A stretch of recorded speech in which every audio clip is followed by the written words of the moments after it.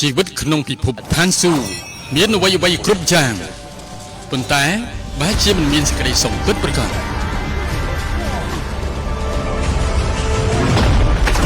ស្នេហាមួយដែលបាត់បង់ទៅហើយបែរជាត្រឡប់មកជួបគ្នាម្ដងទៀតតែវាសនាតម្រូវពួកគេបន្តនិស្ស័យស្នេហ៍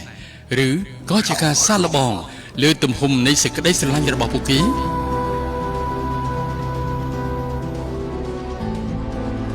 ខ្ញុំអាចប្រយុទ្ធប្រឆាំងឋានសួគ៌ប៉ុន្តែមិនអាចប្រយុទ្ធប្រឆាំងនឹងបេះដូងខ្លួនឯងបានទេ你以为我不敢吗？你想要什么回报？你的心。以前每一次我们错了，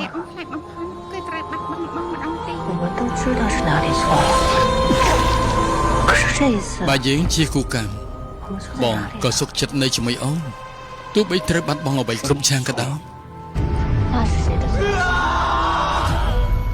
និស្ស័យឲ្យជួបគ្នាប៉ុន្តែមិនអាចរស់នៅជាមួយគ្នាតើកំណត់ឲ្យជួបគ្នាដើម្បីអ្វីទទួលសិទ្ធិផ្ដាច់មុខដោយស្ថានីយទូរទស្សន៍កម្ពុជាប៉ុស្តិ៍លេខ8រឿងគូកម្មទេពធីតាវគ្គ2